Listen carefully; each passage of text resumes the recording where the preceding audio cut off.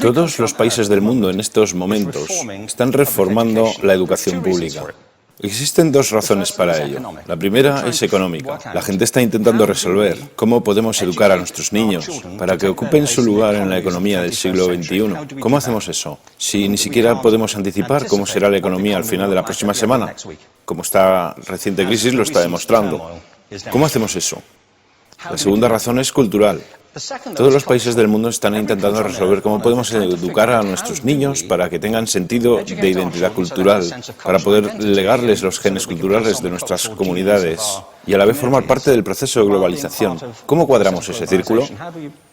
El problema es que están intentando enfrentarse al futuro, a base de hacer lo mismo que en el pasado. Y en el proceso están alineando a millones de niños que no ven ninguna utilidad en asistir a la escuela. Cuando nosotros íbamos al colegio, nos retenían allí con la historia de que si trabajábamos mucho y sacábamos buenas notas, y luego estudiábamos un título universitario, tendríamos un trabajo. Nuestros hijos no se creen eso.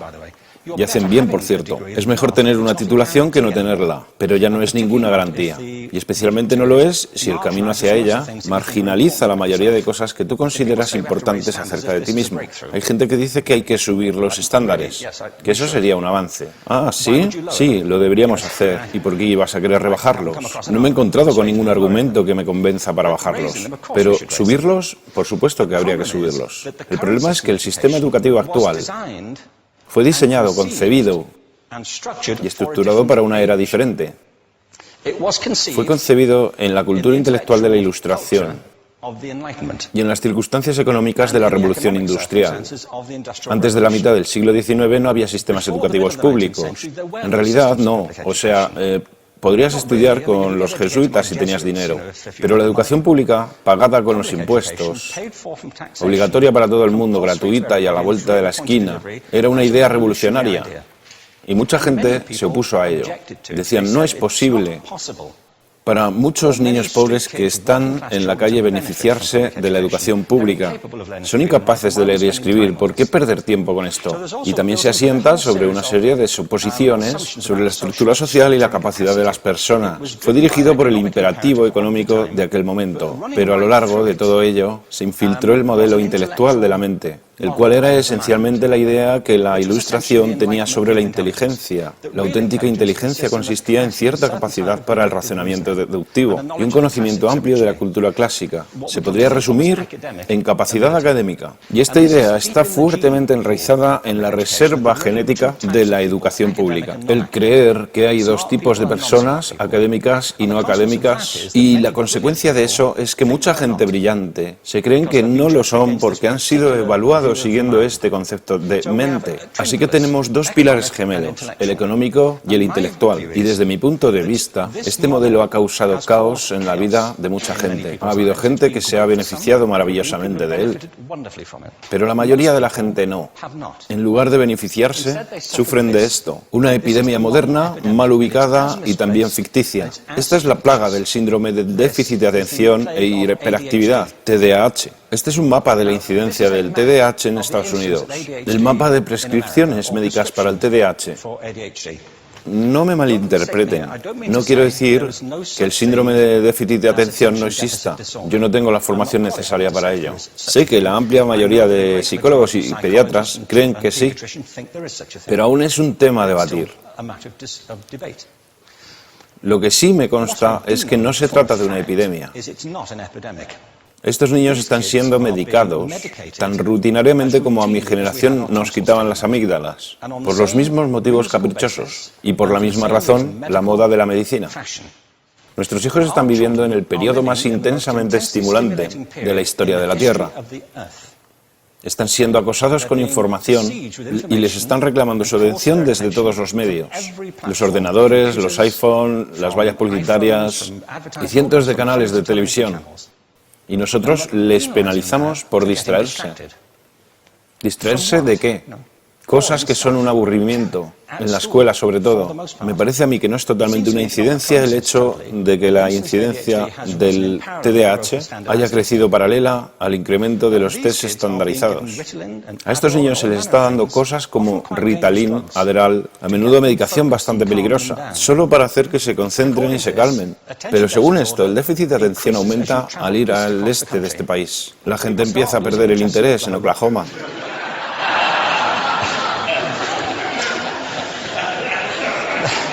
Ya casi no pueden pensar en Arkansas. Y para cuando llegan a Washington, lo han perdido completamente. Y hay distintas razones para ello. Es una epidemia ficticia. Si lo piensas, las artes, y no quiero decir que sea exclusivo de las artes, creo que también es cierto para las ciencias y para las matemáticas, pero permítanme hablar en particular de las artes, porque ellas son las víctimas de esta mentalidad en especial. Las artes tratan especialmente la idea de experiencia estética. Una experiencia estética es una en la que tus sentidos están funcionando a su máxima capacidad. Cuando te hallas presente en el momento actual, cuando vibras con la emoción de lo que estás experimentando, cuando estás plenamente vivo. Y la anestética es cuando cierras tus sentidos y te atontas ante lo que está sucediendo. Y muchos de estos medicamentos hacen eso. Estamos haciendo pasar a nuestros hijos por el sistema educativo a base de anestesiarlos. Y yo creo que deberíamos estar haciendo exactamente lo contrario.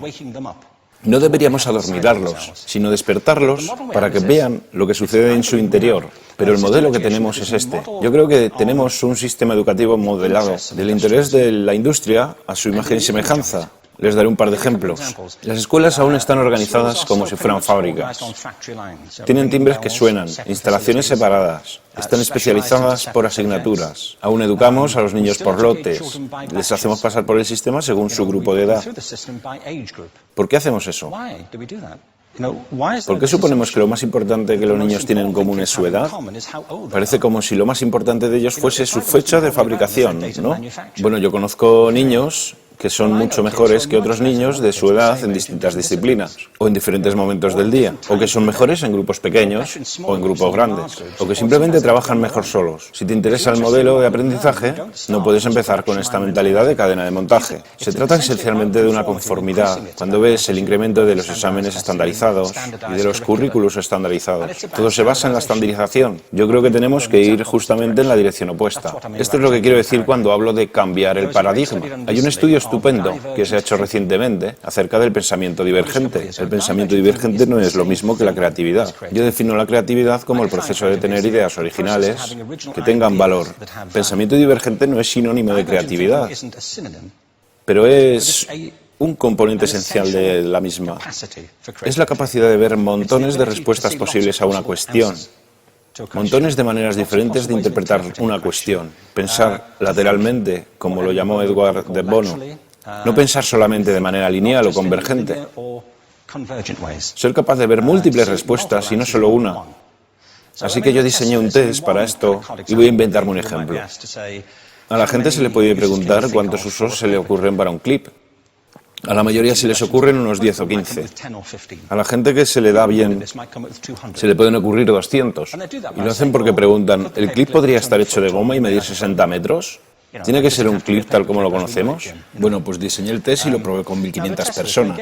En un libro titulado Más allá del punto de ruptura, y en el protocolo del test, si superabas una puntuación determinada, se te consideraba un genio del pensamiento divergente. Así que quiero preguntarles, ¿qué porcentaje de la gente que hizo el test puntuó como genio en pensamiento divergente? Y debo decir una cosa más acerca de ellos. Eran niños de jardín de infancia. Así que, ¿qué opináis? ¿Qué porcentaje de genios?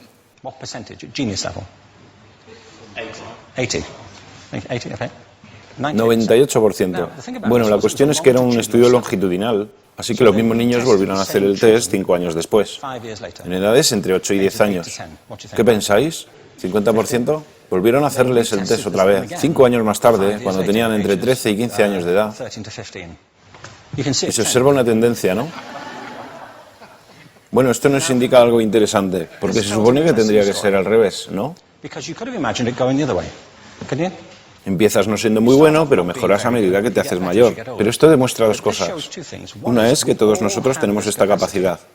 Y la otra es que esta capacidad se deteriora en general.